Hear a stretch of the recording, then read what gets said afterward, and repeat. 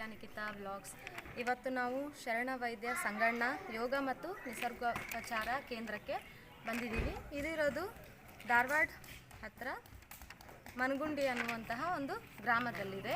ಇಲ್ಲಿ ನಿಮಗೆ ಎಲ್ಲ ತರಹದ ನೈಸರ್ಗಿಕ ಔಷಧಿಗಳನ್ನು ತಯಾರು ಮಾಡಿಕೊಡ್ತಾರೆ. ಯಾವುದೇ ತರಹದ ಇಂಗ್ಲೀಷ್ ಮೆಡಿಸನ್ ಆಗಲಿ ಅಲೋಪತಿ ಆಗಲಿ ಯಾವುದೂ ಇವರು ಕೊಡೋದಿಲ್ಲ.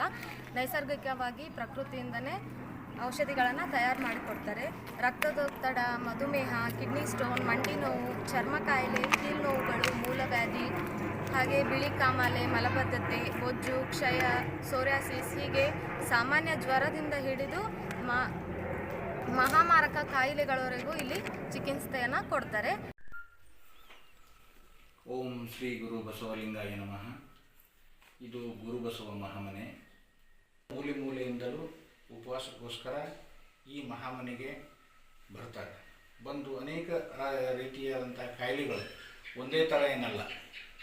ಅದು ಕ್ಯಾನ್ಸರ್ ಇರ್ಬೋದು, ಥೈರಾಯ್ಡ್ ಇರ್ಬೋದು, BP ಇರ್ಬೋದು, ಶುಗರ್ ಇರ್ಬೋದು, ಯಾವುದೇ ರೀತಿಯ ಕಾಯಿಲೆ ಇದ್ದರೂ ಸಹ ಉಪವಾಸದ ಮುಖಾಂತರ ಅನೇಕ ಜನರು ಈ ರೋಗದಿಂದ ಮುಕ್ತರಾಗಿ ಅವರವ್ರ ಮನೆಗೆ ಹೋಗಿ ಜೀವನವನ್ನು ನಡೆಸ್ತಾ ಇದ್ದಾರೆ.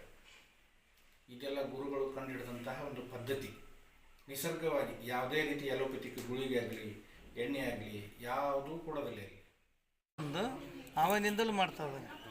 13 ವರ್ಷ ಆಯ್ತು ಮಾಡಕತ್ತಿ. ಮಂಡಿ ಆಪ್ರೇಷನ್ ಮಾಡಕ್ಕೆ ಬಂದಿದ್ರು, 3-4 ಲಕ್ಷ ಖರ್ಚು ಮಾಡಿದ್ರು ಹಿಂದಿದ್ದು. ಅದು ವಾಸಿ ಆಗಲಿಲ್ಲ. ಎಲ್ಲ ತಿರುಗಿ ಬಂದು ಇವರು ಶಿಬಿರ ಮಾಡಿದ್ರಲ್ಲ ದಾವಣಗೆರೆಯಲ್ಲಿ. ಅದನ್ನು ಕೇಳ್ಕೊಂಬಿಟ್ಟು ಮಾಡಿದ್ರು. ಅವ್ರು ಏನು ಒಂದು ಸ್ಪಿರ್ಲಿನ್ ಗುಳಿಗೆ ನುಂಗ್ದಲ್ಲಿ ಉಪವಾಸ ಟ್ಯಾಕ್ಟ್ರಿ ಎಲ್ಲ ಹೊಡಿತಾರೆ. ಒಂದು ಟ್ಯಾಬ್ಲೆಟ್ ಇದು ನಾವು ಮಳೆ ಬಂದಾಗ ನೀರು ಸಂಗ್ರಹಣೆ ಮಾಡ್ತೀವಿ. ಕೆಳಗಡೆ 65,000 ಲೀಟ್ರದ ಟ್ಯಾಂಕ್ ಐತಿ. ಅರ್ಧ ಬಿಲ್ಡಿಂಗ್ ಐತಿ. ಇಷ್ಟೇ ಕೆಳಗಡೆ ಟ್ಯಾಂಕ್ ಐತಿ, ಮೇಲೆ ಸ್ಲ್ಯಾಬ್ ಹಾಕಿದ್ದೀವಿ. ಇವರು ಮಳೆ ನೀರು ಮಾಹಿತಿ. ಇದರ ಕೆಪಾಸಿಟಿ 65,000 ಲೀಟರ್. ನಾವು ಇಡೀ ವರ್ಷ ಎಲ್ಲ ಊಟಕ್ಕೆ ಕುಡಿಯೋಕೆ ನೀರು ಉಪಯೋಗಿಸ್ತೀವಿ. ಇದೇ ಅದು ಮಳೆ ನೀರು. ಕೆಳಗಡೆ ಟಾಕಿ ಐತಿ, ಇಲ್ಲಿ ಐತಿ.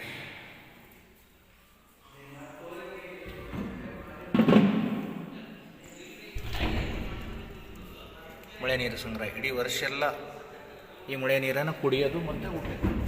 ಆಮೇಲೆ